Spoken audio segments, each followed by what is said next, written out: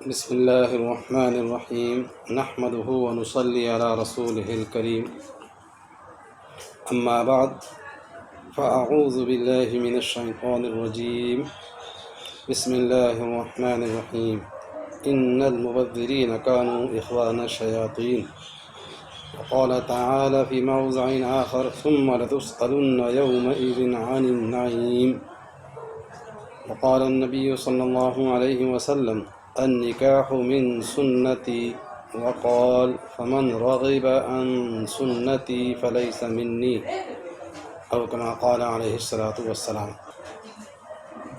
آج کا موضوع ہے لاک ڈاؤن میں شادی بیاہ۔ ابھی میں نے چند آیات اور ایک حدیث پاک پڑھی ہے، اس کے اندر واضح طور پر یہ بات اللہ رب العزت ارشاد فرما رہے ہیں کہ جو اسراف کرنے والے ہیں وہ شیاطین کے بھائی ہیں۔ دوسری جگہ پر دوسری جو آیت کریمہ ہے اس کا ترجمہ یہ ہے کہ تم سے نعمتوں کے بارے میں ضرور و ضرور سوال کیا جائے گا۔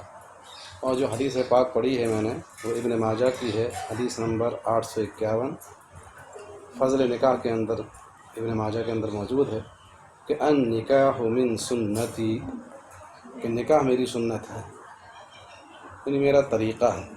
اور اسی کے آگے دوسری روایتوں کے اندر ہے کہ جو آدمی میری سنت سے اعراض کرے گا تو وہ مجھ میں سے نہیں ہوگا۔ تو یہاں ہم کو یہ بتلانا مقصود ہے کہ لاک ڈاؤن کے دوران ہم دیکھ رہے ہیں کہ نکاح کے اندر بدرجہ مجبوری جو اصل ہوا کہ جو طریقہ ہے اسراف سے بچنے کا، وہ طریقہ جو ہے نا ہم مجبوری کے اندر اختیار کر رہے ہیں،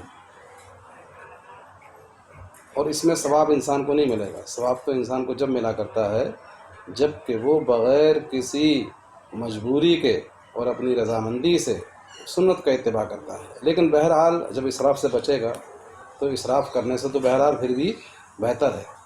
عام طور سے شادی بیاہ کے اندر بارات میں اسراف ہوتا ہے، جہیز وغیرہ کے اکٹھے کرنے میں اسراف ہوتا ہے، کھانے وغیرہ کے پکانے میں اس میں گویا کہ اسراف ہوا کرتا ہے۔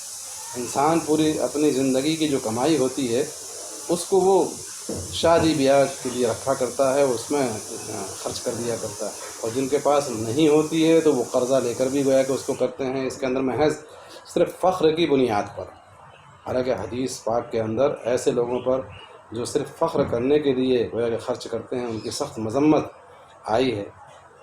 اور ہم کو یہ سوچنا چاہیے کہ اللہ رب العزت نے جو ہمارے لیے جو مال دیا ہے اس کو ظاہری اعتبار صرف تصرف کا ہم کو حق دیا ہے، ہم اس کے حقیقت میں مالک نہیں ہیں۔ اسی وجہ سے ابھی جو آیت کریمہ پڑھی ہے کہ تم سے نعمتوں کے بارے میں ضرور و ضرور سوال ہوگا۔ ایک حدیث پاک کے اندر آتا ہے کہ مال کے بارے میں سوال ہوگا کہ تم نے اس کو کہاں سے کمایا ہے اور کہاں خرچ کیا ہے، اس کے بارے میں اللہ رب العزت جو ہے نا وہ سوال فرمائیں گے۔ اس لیے ہم کو مال کے خرچ کرنے کے اندر بھی بہت ہی زیادہ احتیاط رکھنا چاہیے۔ آج ہم دیکھتے ہیں کہ اگر ہم صرف شادی بیاہ کے اخراجات پر جو سماجی ایک لعنت بن گئی ہے، اس میں اگر ہم کنٹرول کر لیتے ہیں تو ہم دیگر اور جو جگہیں جہاں پر ہم کو خرچ کرنا چاہیے، جہاں پر ہماری قوم پچھڑی ہوئی ہے، وہ ہے تعلیم کا میدان، چاہے وہ دینی ہو یا چاہے وہ دنیاوی ہو۔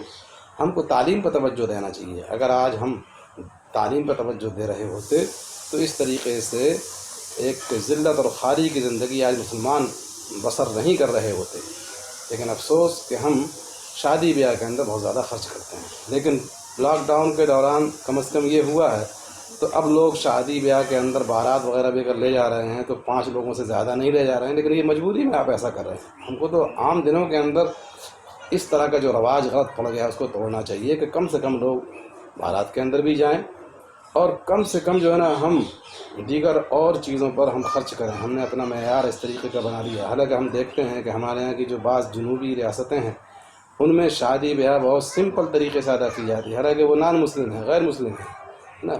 لیکن آج ہمارے یہاں جو ہے نا جہالت کی وجہ سے آج ہم نے شادی بیاہ میں خرچ کرنے کو بطور فخر کے ایک دوسرے کو کہ انہوں نے اتنا خرچ کیا ہے ہم اس سے زیادہ خرچ کریں گے، یہ ہم نے اپنا مزاج بنا لیا ہے۔ اور جہاں حقیقت میں ہم کو خرچ کرنا چاہیے تعلیم کے میدان میں، وہاں پر ہم خرچ نہیں کرتے ہیں۔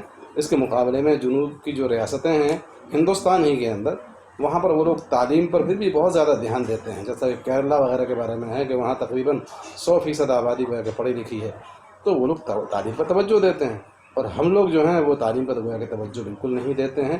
ہم کو یہ چاہیے کہ ہم تہیہ کر لیں کہ انشاءاللہ ہم اس لعنت سے ہم دور رہیں گے۔ اسلام نے شادی بیاہ کو، نکاح کو نہایت آسان بنایا اور ہم نے اس کو مشکل کر لیا۔ غیروں نے ہمارے اس طریقے کو لے لیا اور ہم نے اس طریقے کو چھوڑ دیا۔ حضور اکرم صلی اللہ علیہ وسلم کی کتنی سخت وعید ہے کہ جو آدمی ہمارے سنت طریقے سے اگر اعراض کرتا ہے وہ ہم میں سے نہیں ہے۔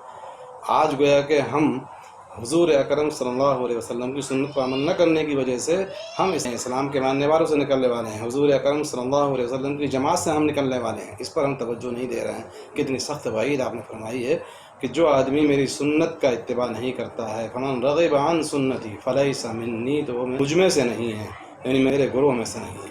اللہ رب العزت ہماری جو ہے نا حفاظت فرمائے، اس سخت وعید سے ہم سب کی حفاظت فرمائے۔ لوگ مجبوری کے اندر اگر اس طریقے سے کام کرتے ہیں، جیسا کہ مشترکہ جو شادیوں کا جو نظام بھی شروع ہوا کہ غریب بچوں کے شادیوں کا، تو وہ بھی گویا کہ مجبوری کے اندر کہ اب لوگوں کے پاس جب پیسہ نہیں ہے، غریب ہیں، تو کسی نہ کسی طریقے سے کچھ نہ کچھ ان کا جہیز وغیرہ کا انتظام کر دیا جائے، ان کو رخصت کر دیا جائے۔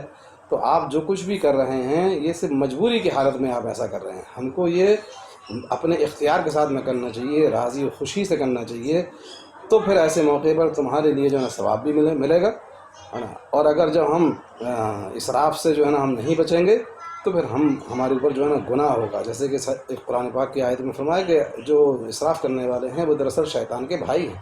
اور ایک عجیب بات ہے کہ جہاں خرچ کرنا چاہیے وہاں ہم خرچ نہیں کر رہے ہیں نا، تو اس کو بخل کہا جاتا ہے۔ آج تعلیم میں ضرورت ہے، مساجد وغیرہ کے بنانے میں، بہت ساری جگہوں پر جو ہے نا مسجدوں کے اتنی شارٹیج ہے کہ وہاں جمعے کے دن سارے لوگ نہیں آ پاتے ہیں، تو پھر ایسے موقع پر ہمیں مساجد کا گویا کہ نصب کرنا چاہیے، مساجد کی توسیع کرنا چاہیے، مساجد کو بڑھانا چاہیے۔ اگر ہم نے ایسا نہیں کیا تو پھر گویا کہ ہم بخیل شمار ہوں گے۔ تو شریعت کی نگاہ میں بخل، کنجوسی الگ ہے، اور ایک عرف نے جو اپنا مدار بنا لیا ہے، اپنا جو معیار بنا لیا ہے کہ صاحب جو شادی بیاہ میں خرچ کرے گا وہ گویا کہ اس کو اچھا تصور کیا جاتا ہے، اس کو اچھا مانا جاتا ہے، اور اگر شادی بیاہ میں اس نے خرچ نہیں کیا تو کہیں کیا ہے، انہوں نے جو ہے نا بڑا کنجوس آدمی ہے۔ نہیں، وہ حقیقت میں کنجوس نہیں ہے۔ کنجوس تو وہ ہے جو شرعی لحاظ سے جہاں خرچ کرنا چاہیے وہاں خرچ نہ کرے، وہ کنجوس ہے۔ عرف کے لحاظ سے جو عرف ہماری جہالت پر مبنی ہے، اس میں عرفی جگہوں پر خرچ نہ کرنے کی وجہ سے کوئی اگر آپ کو لعنت ملامت کرتا ہے، آپ کنجوس کہتا ہے، تو اس میں آپ کو کوئی فکر نہیں کرنا چاہیے۔ وہ لوگ ناواقف ہیں، وہ اصل اسلام کی تعلیم سے واقف نہیں ہیں، اس لیے ایسا وہ کرتے ہیں۔ ہم کو یہ تہیہ کرنا چاہیے کہ جو نکاح کو سنت جب قرار دیا ہے حضور پاک صلی اللہ علیہ وسلم نے، تو پھر نکاح کو سنت کے طریقے پر ہی ہم کو انجام دینا چاہیے۔ ہم کو اس کو شیاطین کے طریقے پر جو غیروں نے ایجاد کر لیے ہیں، اور اس میں ہر چیز کے اندر وہ دکھاوا کرتے ہیں، پٹاخے جلائیں گے، ہے نا، اور اعلیٰ سے اعلیٰ جو ہے نا اس میں جہیز کا بھی انتظام کریں گے، کھانے میں بھی کئی قسم کے کھانوں کا اہتمام کریں گے۔ ہم کو اتنا زیادہ اس میں وہ نہیں کرنا چاہیے، ہم کو اعتدال کے ساتھ ہم خرچ کریں۔ اسلام کے اندر تو اصل جو ہے نا وہ دعوت ولیمہ ہے جو لڑکے کے ذمہ ہے نا، لڑکی والوں کے ذمہ کوئی اسی وجہ سے کھانے کا کچھ تو ہم نے ایک سماجی لحاظ سے بارات کا لے جانے کا وہ نظریہ بنا لیا ہے، پھر اس کے توفیر میں پھر گاؤں والوں کو بھی باضابطہ اچھی خاصی مقدار میں ان کو بلایا جاتا ہے، اور لڑکی والوں پر گویا کہ ہم بوجھ بن جاتے ہیں۔